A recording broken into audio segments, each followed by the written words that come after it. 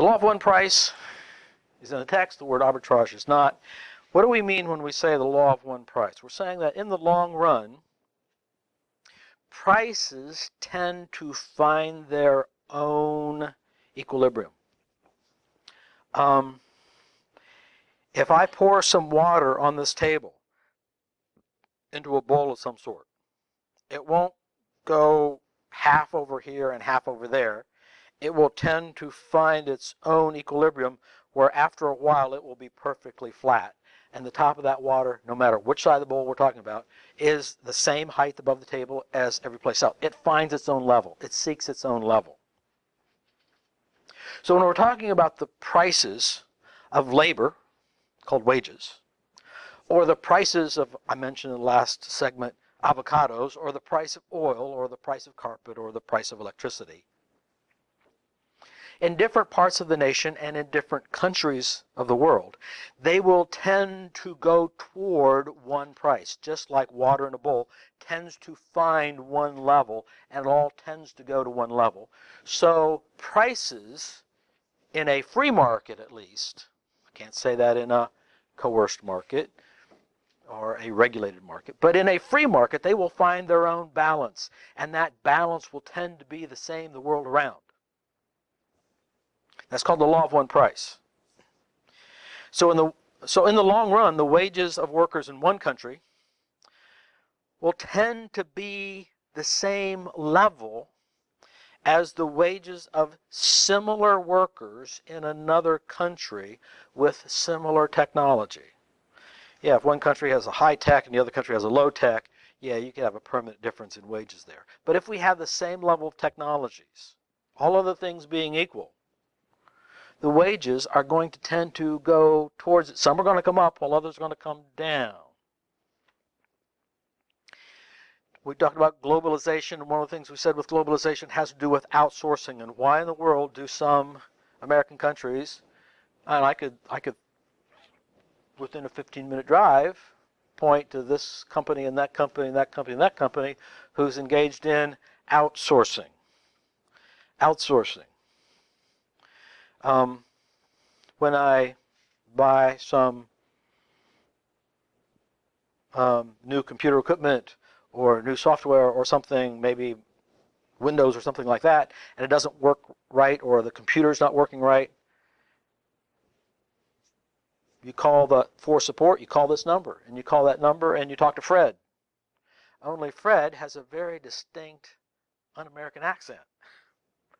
Fred's not American. His job has been outsourced. It's been outsourced because he got a degree in, I don't know, computers or whatever.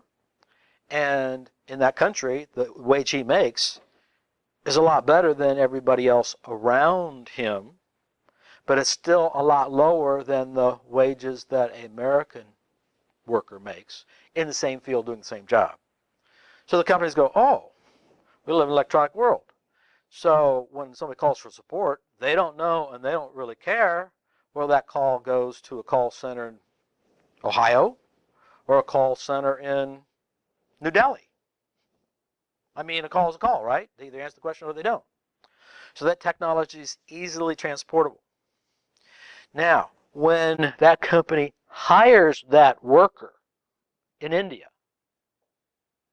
then to get that worker, you've got to pay a little bit more than the next best option for that worker, right? So when we purchase the labor of someone in one nation, we're actually increasing the scarcity of those people because we're buying them up. We're buying them up, and there's that many less the more that we buy. And so we buy a lot of labor, then all of a sudden, to get the next one's going to cost us a little bit more. Next one's going to cost a little bit more. At the same time, it's bringing the wages up here. We're shifting jobs over there, and so now there's all these extra people over here, and they don't have any work, and so their wage rate goes down while the other wage rate goes up. Okay? So when we're saying the law of one price, it could happen one of three ways. We got a high wage, low wage, and the low wage could come up to meet the high wage. That's one way. Or the high wage could come down to meet the low wage. Or one could come down while the other one comes up and they meet someplace in the middle. That's how it works with wages. Let's talk about some commodity. Uh, pick a commodity. Pick a commodity like soybean oil, just for lack of any other commodity that I can think of for a minute. In my mind's eye, I suspect, I couldn't prove this to you, but I really think this is probably pretty accurate, that somebody gets up in the morning and they go to work and they sit down at their office and they got a computer monitor here and here and here and here and here and here. And on this monitor, this monitor here is the going buy and sell prices for soybean oil in Hong Kong. And this one is in Sydney, Australia. And this was in Chicago, Illinois. And this was in Los Angeles.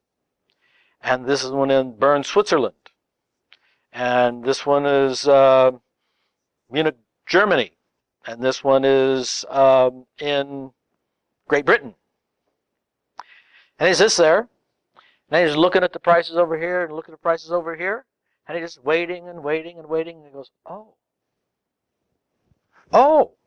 wow.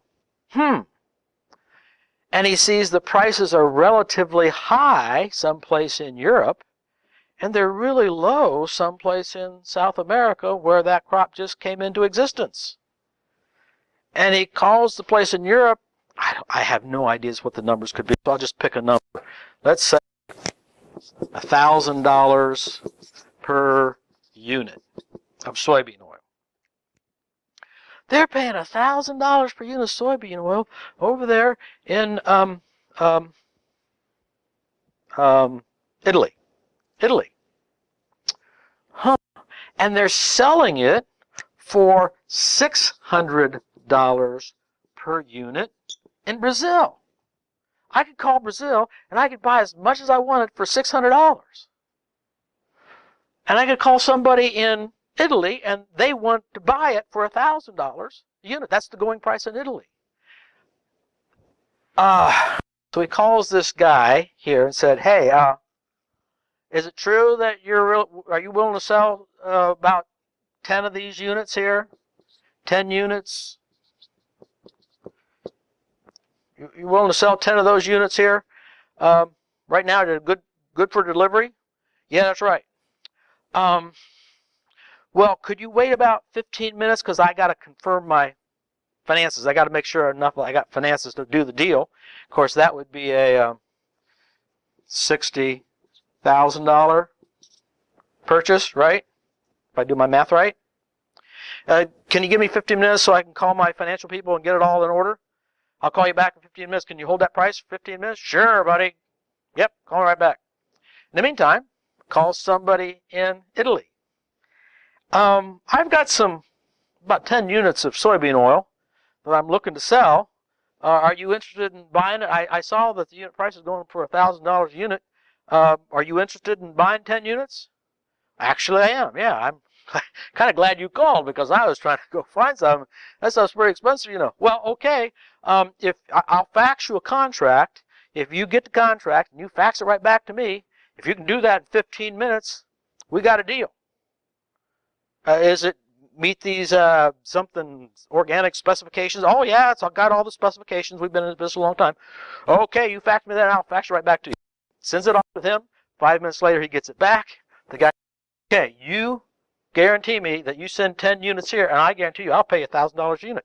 So that's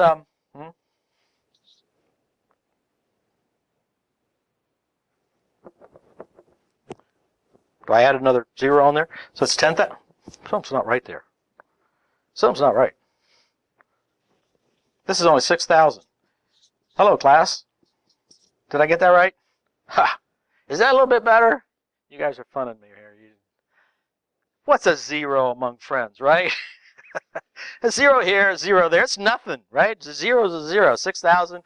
I will take this one, and now we got 10,000 over here, right? So we get the facts. You guys are going to make, you let me make a mistake right in front of a camera like that. You guys ought to be ashamed of yourself. I mean, that's embarrassing. Not for you, but for me. Anyway, we buy it for $6,000. We send them and say, okay, here it is. Here's the contract. We sell it. We close the deal here. We get this confirmation here. And we say, oh, by the way, here's the address I want you to ship it to. Okay? I want you to ship it to this address. I don't care where you're at. You want to buy it, you ship it wherever you want. That's fine. You're paying for the shipping, so I don't care where you want to ship it. Now, that took us a total of about maybe half hour, maybe an hour. And how much money do we make? I'm going to ask you for this one. No, I'll ask somebody else for that one. How much money did we make on that deal? We made about $4,000 in an hour. It's not shabby, right? That's worth getting out of bed, going to work.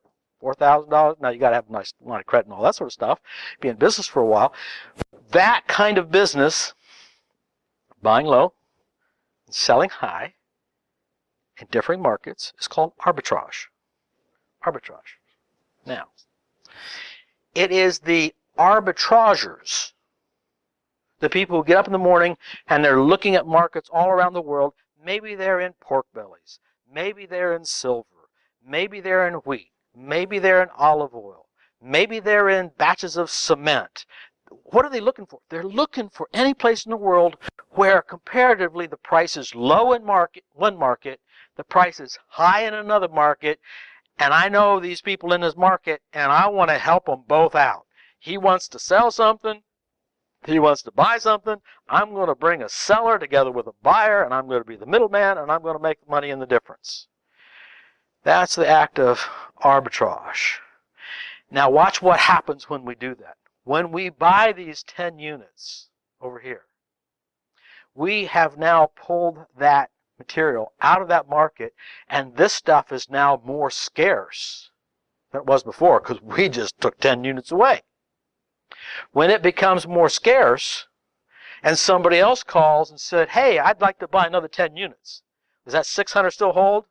Well, it used to, but man, it's been going like crazy and we don't have a whole lot left. And so I don't want to sell it for that. I think I want at least 800 because it's going really fast, you know? So the price here goes up as we pull it out of that market, and as we just flood the Italian market with all this soybean oil, and now they're swimming in it, guess what happens to the price over here?